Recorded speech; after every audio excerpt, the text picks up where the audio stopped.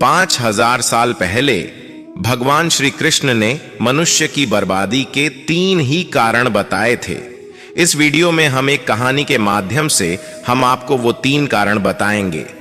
तो चलिए देखते ही कौन से 3 कारण हैं जिन्हें करके व्यक्ति बर्बाद हो जाता है और कहीं आप भी तो नहीं कर रहे 3 गलतियां। चलिए शुरू करते हैं। प्राचीन काल में एक नगर के पास के एक जंगल में एक सन्यासी रहते थे। संसार के तमाम आकर्षणों से दूर होकर उसने कई वर्षों की तपस्या से अपनी शक्तियों को जागरूक किया था। वह लोगों की हर समस्याओं का समाधान करता था। धीरे धीरे वह मशहूर होने लगे और यह बात राजा को पता चली।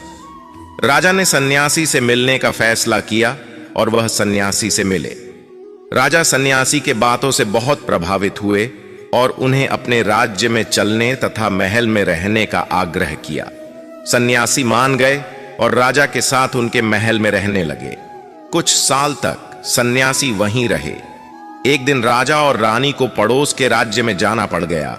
उन्होंने एक नौकर को सन्यासी के भोजन आदि की जिम्मेदारी देकर निकल गए। एक दिन नौकर बीमार पड़ गया और आया ही नहीं। सन्यासी को खाना खिलाने वाला कोई नहीं था। वह इंतजार करता रहा और अंततः वह गुस्से में लाल हो गया। तभी राजा और रानी वापस आए।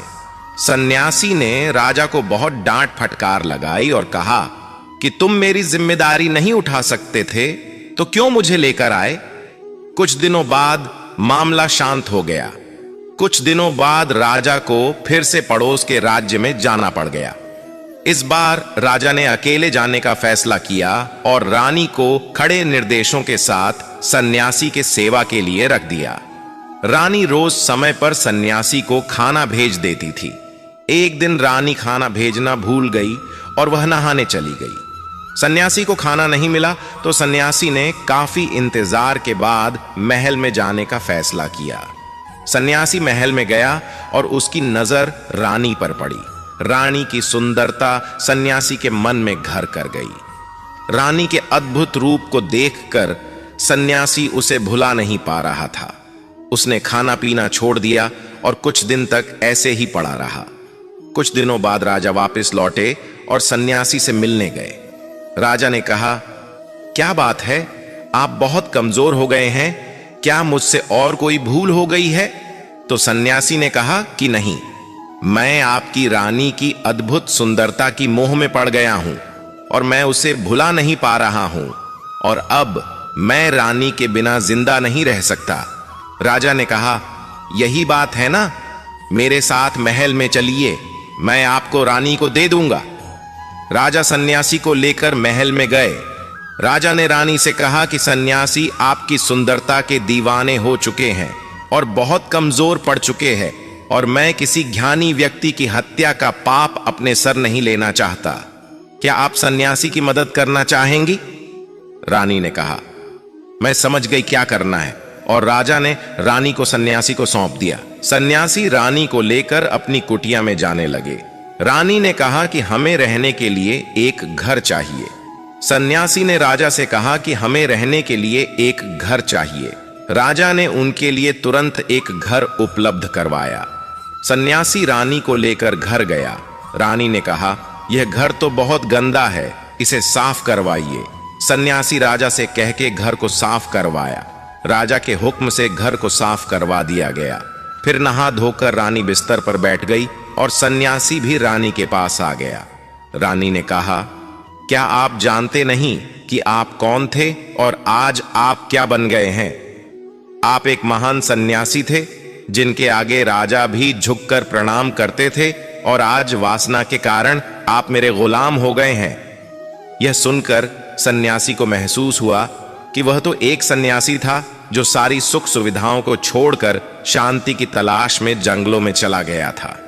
फिर सन्यासी ने राजा को बुलाया और रानी को उनको सौंप दिया और कहा, ये राजन, आज मैं आपको मनुष्य के बर्बादी के जो 3 कारण बताऊंगा जिनको यदि व्यक्ति ना करे तो वह सबसे सुखी रहेगा और व्यक्ति बर्बाद नहीं होगा। पहली आदत है इच्छा, क्योंकि इच्छा ही दुनिया की हर एक व्यक्ति के अंदर सबसे पहला अवगुण होता है और जो व्यक्ति अपनी इच्छाओं को नियंत्रण में नहीं रख पाता है वह जीवन के किसी भी क्षेत्र में सफल नहीं हो पाता है, क्योंकि जैसे ही उसकी एक इच्छा पूरी होती है वह दूसरी की ओर बढ़ने लगता है, और दूसरी पूरी होती है तो तीसरी इच्छा उसके मन में जागृत हो जाती है, और फिर ऐसे करते करते इच्छाओं पर नियंत्रण ना होने के कारण इसी जाल में उलझा रहता है और दुखी सकता है। इसीलिए राजन, जब हम इच्छाओं पर नियंत्रण का लेते हैं तो हम हमारे मन पर भी नियंत्रण का लेते हैं, और जब हमारा मन हमारे बस में होता है तो हमें सुखी सुखी प्राप्ति होती है। फिर जो हम चाहते हैं वही हमारे साथ होता है। दूसरी आदत है वासना का जन्म। हमारे मन में उठने वाली इच्छाओं से होता है। जिस प्रकार इच्छा का कोई अंत नहीं होता और मनुष्य वासना के जाल में फंसता ही चला जाता है, वासना के वशीभूत होकर मनुष्य को कुछ भी नजर नहीं आता है। आज तक जितनी भी लड़ाइयां हुई हैं उनका सबसे बड़ा कारण स्त्री को पाने की इच्छा ही रही है। स्त्री के प्रेम में वशीभूत होकर राजा महाराजाओं ने आज से पहले बहुत सारे युद्ध किए हैं। रावण इस संसार का सबसे बुद्धिमान व्यक्ति था, लेकिन उसने भी माता सीता की सुंदरता में आकर अपना सब कुछ बर्बाद कर लिया। उसकी मृत्यु का कारण एक स्त्री ही बनी थी। कहीं राजा महाराजा तो युद्ध में इसलिए हार गए क्योंकि वो लोग स्त्रियों से रासलीला रचने में ही रह गए। ईश्वर ने तो स्त्री की उत्पत्ति इस संसार को बढ़ाने के लिए की है, लेकिन आजकल लोगों ने इसे अपनी वासना का शिकार बना लिया है, अपने मनोरंजन का साधन समझने लगे हैं, और जब उन्हें अपना यह मनोरंजन नहीं मिलता तो वो पागल हो जाते हैं और ना जाने क्या क्या कर बैठते हैं। इसीलिए ही राजन, जितना हो सके उतना वासना से दूर रहना चाहिए। तीसरी आदत है क्रोध, क्योंकि जब मनुष्य की वासना की पूर्ति नहीं होती है तो उसके अंदर क्रोध उत्पन्न हो जाता है, और जब व्यक्ति को क्रोध आता है तो उसे पर उसका नियंत्रण नहीं होता है, और फिर वो क्रोध में आकर कई गलत निर्णय ले लेता है। वो दूसरों को भला बुरा कह देता है, गालियां देता है, और जब उनका क्रोध शांत होता है तो उन्हें अपनी गलती का एहसास हो जाता है, लेकिन तब तक तो सब कुछ बर्बाद हो चुका होता है।